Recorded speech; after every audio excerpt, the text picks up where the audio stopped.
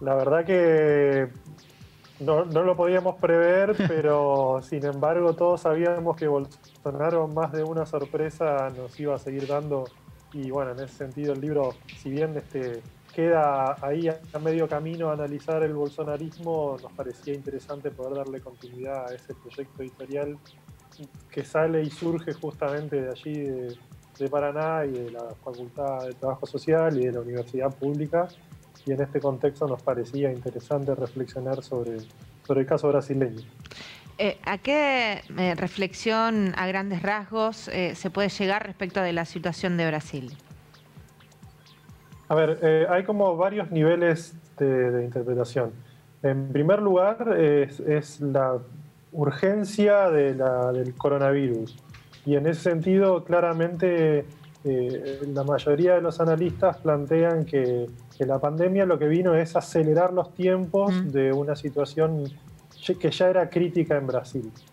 Una segunda mirada, una segunda lectura de medio término, si ustedes quieren, es que en todo caso en Brasil esta es la segunda pandemia que está viviendo en consonancia, porque ya en el 2017 la OMS había decretado que Brasil vivía otra pandemia que era la de la violencia, la escalada de violencia social, política y ciudadana.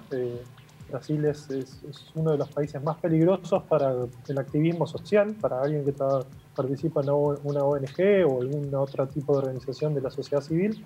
Y una mirada más de largo plazo, si ustedes quieren, tiene que ver con, bueno, qué es Bolsonaro y por qué Bolsonaro y cómo en todo caso el bolsonarismo o lo que él representa en realidad tiene amplias y extensas raíces en la historia brasileña, en lo que se conoce como la política de las élites o en todo caso un gran conglomerado de fuerzas políticas que tienen en la vida política brasileña una continuidad muy longeva, porque existen fuertemente clanes políticos, porque existen prácticas muy habituadas y muy condensadas en la dinámica brasileña de la política, y porque a su vez esto ha cambiado muy poco, inclusive en un contexto que se suponía que era de gran transformación, como fue la llegada de un partido de izquierda, el PT, en los años 2000. En datos concretos, Entonces, ¿cuál es el apoyo real que tiene hoy Bolsonaro?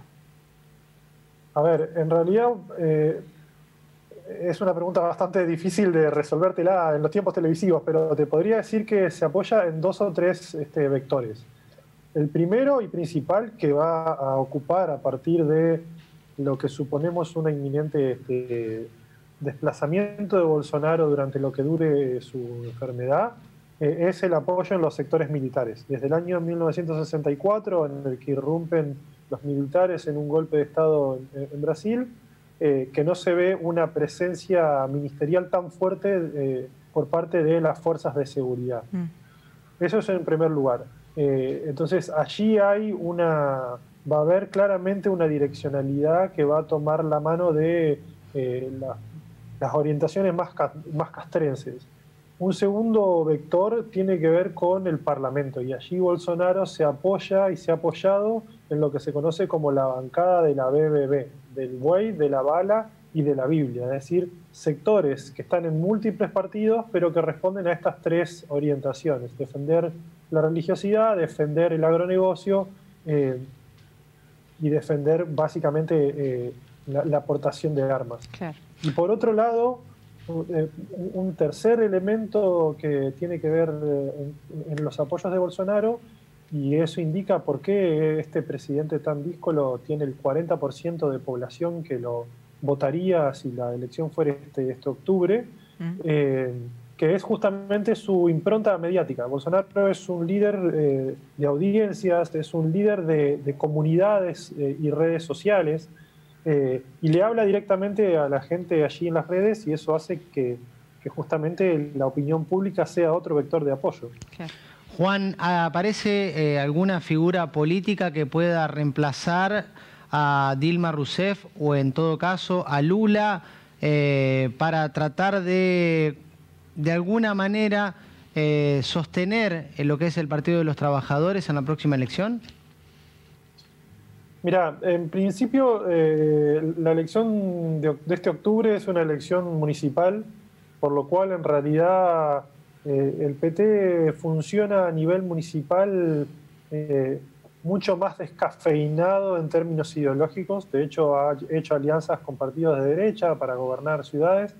Entonces, no vamos a ver un Lula, un Dilma, un Gleisi Hoffmann, un Boulos, es decir, tantas personalidades del PT que vayan a tratar de ser cabeza de lista. Sí van a estar en la disputa en términos mediáticos, pero no van a estar allí encabezando listas. Con excepción tal vez de Fernando Haddad, que ya fue prefecto intendente de la ciudad de San Pablo, con la complicación de que en San Pablo Doria es una figura muy fuerte y que justamente ha tenido en los últimos tiempos un gran despegue en términos de los apoyos y de la visibilidad pública sobre todo.